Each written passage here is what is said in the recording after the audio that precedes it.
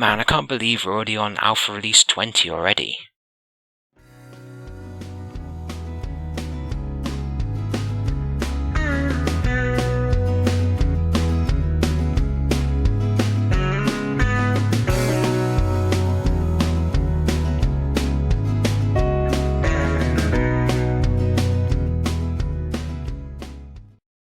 Welcome to another step into the New Britannia with the Shroud of the Avatar Alpha Release 20.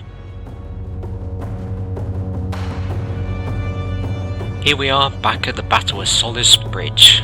Unfortunately with Release 20, the devs of Portalarium have wiped all the user settings again. So I've had to recreate my character, and all the junk and coins that I've accumulated over the previous plays have gone. We're also starting once again from this battle sequence. It's one of the few, it's one of the first completed story elements in the game. And now that I've played this area a few times, I've noticed that if you come back to Solace Bridge after the sequence, then you can see the area and it's blatantly not on fire. So I wouldn't be surprised if this is actually an early part of the game, and maybe you have to defend it from invaders later on. But at the only thing you can actually do at the moment is to help this Evard guy. I think you're supposed to escort him across the bridge, however he doesn't actually follow you, he just ends up appearing at the end of the bridge. I hope this area hasn't been completed yet, because I would like to see AI companions, but I don't know if it's going to be that sort of game. But you'd think that he would actually follow you all the way across the bridge and maybe help out with the combat, but the skeletons are relatively easy in this section, at least at the moment they are, so I don't really need any help here. Or maybe part of the quest is that the skeletons are attacking him and you have to defend him.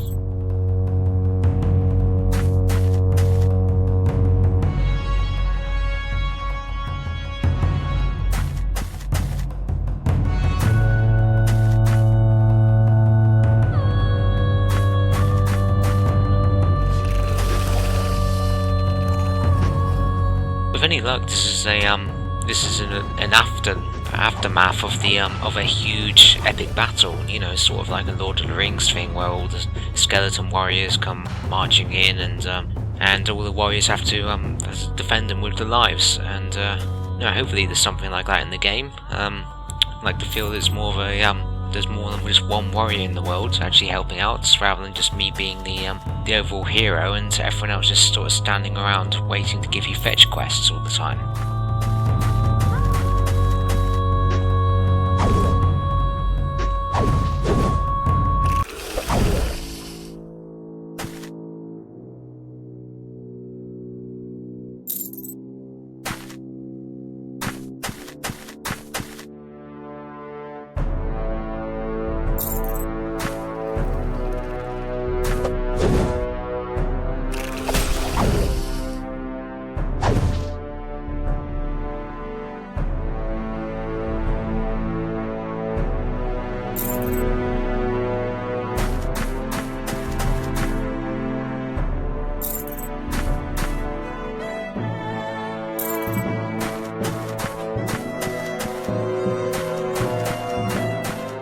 See what I mean?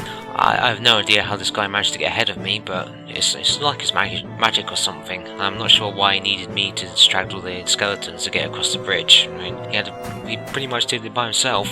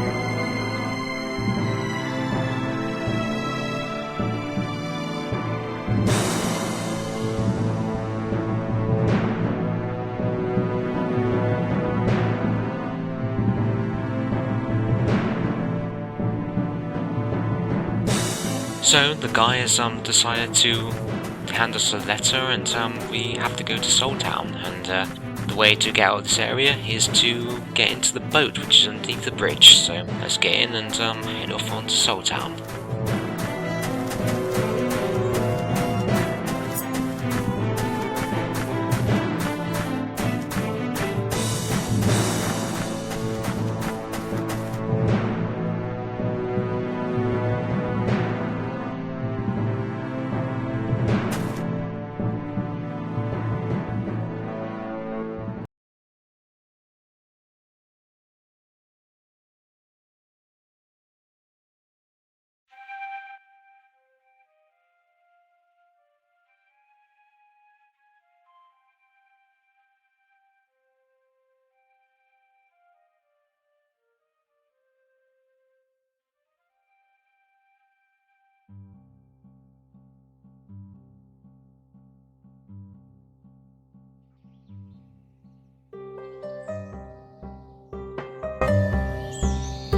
Soltown feels like an early village in the game.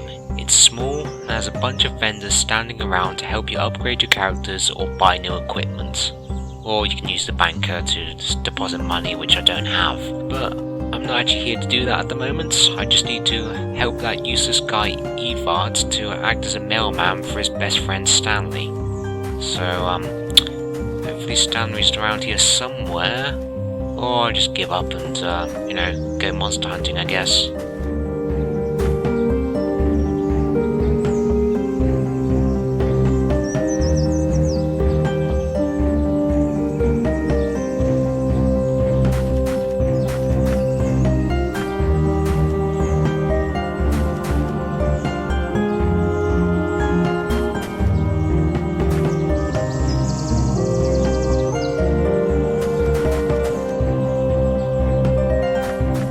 As far as I'm aware at the moment, there's no mini-map, so how do I find this Stanley in order to give him the notebook? I mean, do I just keep wandering around aimlessly, talking to everybody, asking if they're Stanley? Maybe I'm supposed to talk to people, maybe that's how it works. They don't ever seem to be that helpful to me, but I don't know, maybe it's just because it's an alpha, or maybe it's just because I don't speak right to people, I don't know. Well, I'll keep on searching.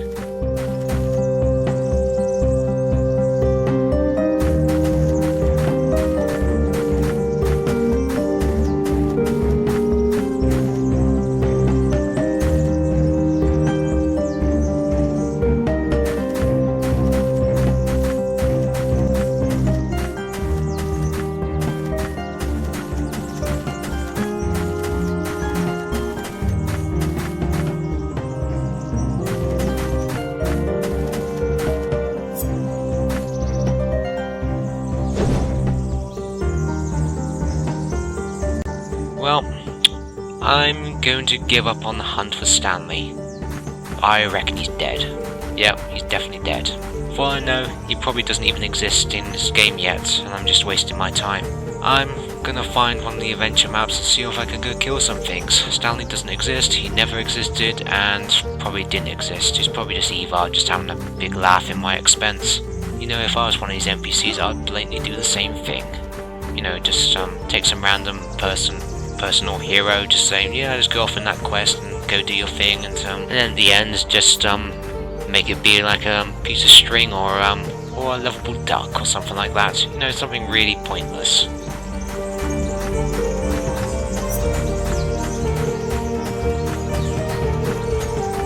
So I should probably take a moment to mention what's actually in this release. Well, there seems to be quite a few of them, so let's go through the list while I keep on playing. Right, to start with, there's the full wipe. This was due to fundamental changes to item architecture, so unfortunately every single character, every single item which I collected seems to have gone. So first I'm having to start all over again. Second thing is combat pets and taming. I'm not sure how exactly you're supposed to do this, but however, apparently you can train certain creatures to fight alongside you. With any luck, this is going to be like a dog from Fable 2 and 3, or the dog meat from Fallout 3. in that it actually has a personality and you want to have the creature around. I'd rather not just have a random wolf just following me around and none of the NPCs in any of the towns actually reacting to it, because that would be kind of breaking the immersion of the game world. The third thing is encounter revamp. The random encounters are being reworked to be more engaging experiences, not just ambush scenarios. There was a lot of ambush attacks while travelling around the overworld map in Alpha Release 90, so fair enough, variety is a very good thing. Player-owned vendors. Players now are able to place a vendor on their property to sell goods. Well, that's great, but I don't think I own a house, and if I do, I have absolutely no idea where it is. The game doesn't seem to want to tell me. So this is something that we probably won't be able to see today in this video. Well, at least until I actually read up on about housing. Well, fourth thing is spells and skills. They have made a pass through all the skill trees and added new skills, balanced certain skills, and replaced the less useful skills, which will happen quite a bit up until the release of the game. They'll constantly be tweaking this. Maps. They have polished certain scenes along the coastline by converting to dynamic spawning and added additional content like nighttime spawners. Okay, that's pretty common for a lot of games. And there's also player-owned towns. They've launched the island template. Not 100% sure what this is. The first city using this template is the Duchy of Dara Bray, found in Spindrift Bay. I'm guessing this is a new home type, however, as I said, I'm not 100% sure. There's Dynamic Lot Placement Tool. This looks like improvements on how to create your home. Unfortunately, as I mentioned before, I don't really have one of those, so yeah, this is probably no feature which won't be enjoyed by me, at least not yet. There's also 113 new player-owned towns. Okay, the next thing are trolls. Yes, the very first big creature in the game, which is a must for any fantasy title, and of course it makes for the great boss battles. So hopefully I'm going to track down one of these creatures. Apparently they're only in a few areas inside this alpha, so I will try to find one, even if I die rather quickly. But from the notes, they're also looking to add a dragon, which is cool. But obviously it's not in this release yet, we only get the trolls. So hopefully this is the first of many giant creatures in the game. The next thing is crafting. Tailors and alchemists are able to begin the crafting taming collars.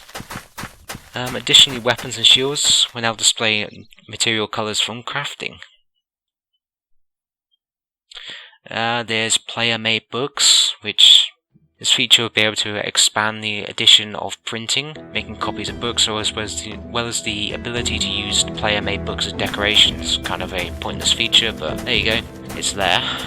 Control points. The overworld is now partially blocked, and the only way to get through to the other area is to pass through a particular dungeon on the map. Now this is good, it's a natural for the progression of the game. You don't want people to get to the end of the game too quick, and ultimately your avatar won't be leveled up enough and you spend a lot of time in a death state because the enemies are simply too advanced for your level. Hopefully you can integrate this with some memorable questing so it actually seems worthwhile and yeah, ultimately memorable. You want something to stick in memory. Quest turning interface. When turning in entry items in the quest you have completed, there's now a user interface that can be used instead of having the item automatically pulled from your inventory. I also noticed that you actually have a proper log now, so it actually memorizes things, and if you go to a certain location, it actually memorize it now. Books. All books are now filled with actual content in the game. There should no longer be any books which are simply props. Which is rather cool. But until this game comes to full release, I'm probably going to read very, very little of them, because ultimately I don't really want to know too much of the storyline, because it's going to eventually ruin the experience for me later on. It's actually one of the things I like about RPGs is the actual storyline, and if I know too much too soon, well, no, then you're going to ruin your own experience with said game. Next thing is swaying signs and lanterns. They now interact with the wind. Unfortunately, they haven't yet implemented the weather system yet, so this effect isn't going to see its full potential. You generally want to see such a thing in a storm. Ardoris. I don't think I've ever been here before. This looks like a new area, or at least I've never seen it before, so Yeah, looks like we got a big castle off in the distance, sort of a stronghold, and a bridge to walk along. Wonder if this is a big area. It looks like a big area, but let's take a look at it, I guess. If you're wondering why the video seems a little bit jerky, it's not your internet connection. The game has just seriously dropped its frames per second since I walked in here. It's anywhere between about 15 to 30 frames a second at the moment. It seems to be hovering up and down. I can tell from that simply just because of that there's a large area to explore, and maybe they haven't finalized the city yet, so you know, there's a little bit of optimization which needs to happen, and so I just can't really complain about this unless it ends up making it into version 1.0. So, until I finished exploring Ardoris, I apologise for the jerky video. There's not a lot I can do about it.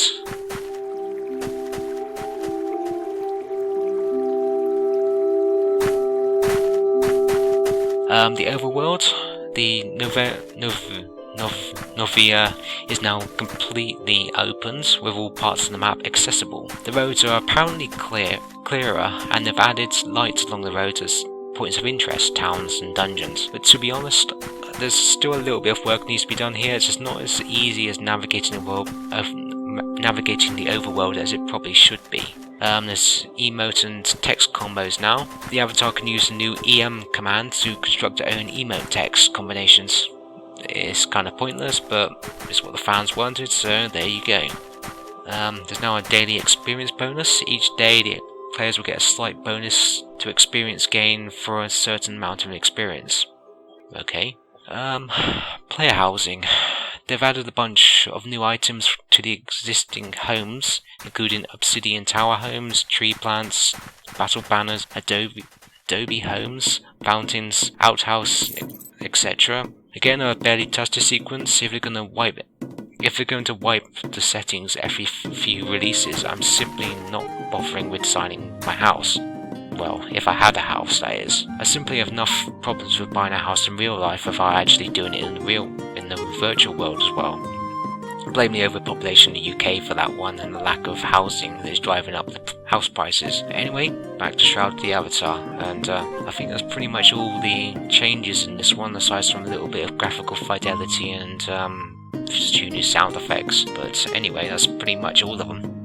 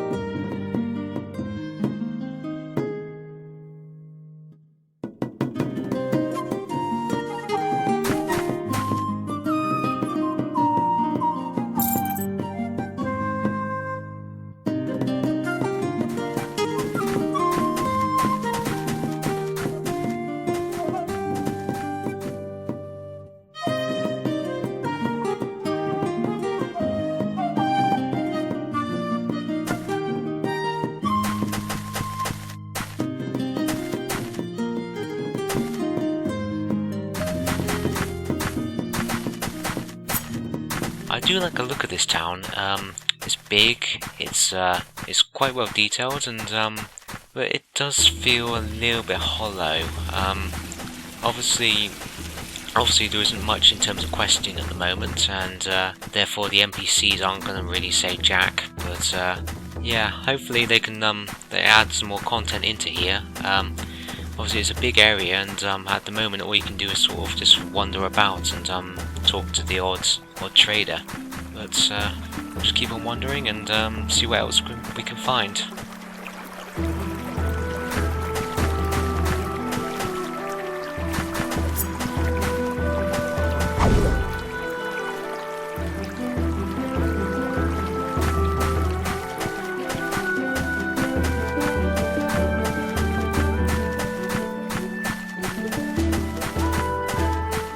So it turns out you can't go into the stronghold.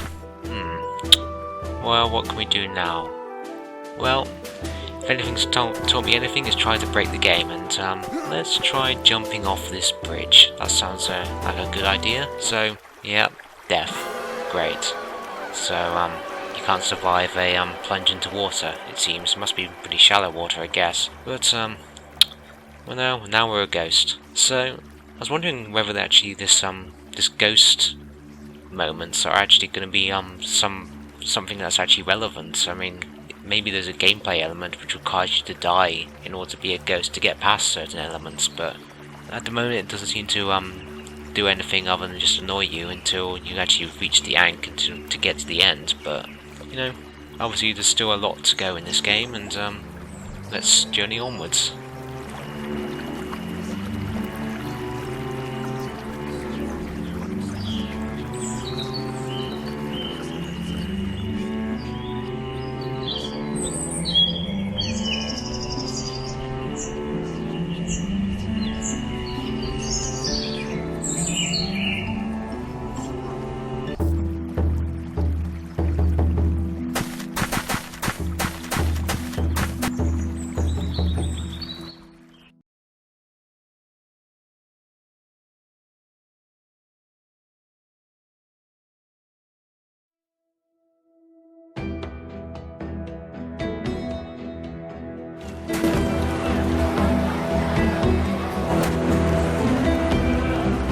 Having exited Ardoris, we finally now get our frames per second back, so hopefully it'll be smooth sailing from here on out. Now I just have to find another place to battle through. I'm thinking one more place just for this video.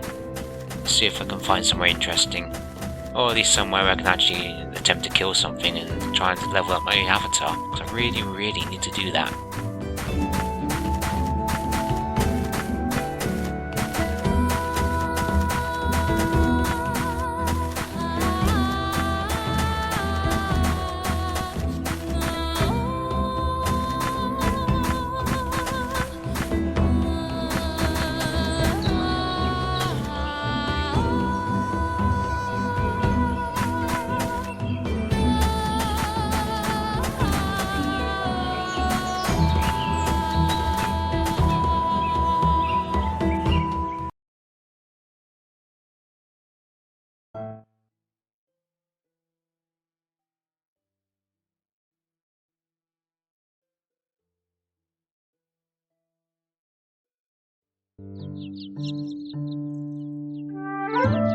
I've definitely been here before. The West Perennial Trail is a pretty simple area. It's fairly linear, and I suppose it's a good area to level grind your character. The area is mainly populated by spiders, wolves, and bandits. I personally go after the bandits as long as they don't gang up on you. One enemy you can deal with, however, if it's more than one enemy, then it becomes next to impossible to avoid turning into a ghost. There doesn't seem to be any capacity to fight multiple enemies at the moment, at least. Maybe it's because I actually leveled up my character fully, but yeah, it is a little bit of a problem. And I still don't know how to block. I mean, I don't have a shield at the moment, but even when I had a shield, the shield didn't really do anything of any worth. Maybe I'm expecting a bit too much, but I expected a little bit more control. You know, something like Skyrim or The Witcher. You know, Skyrim worked really well with the shield, the sword and shield combination.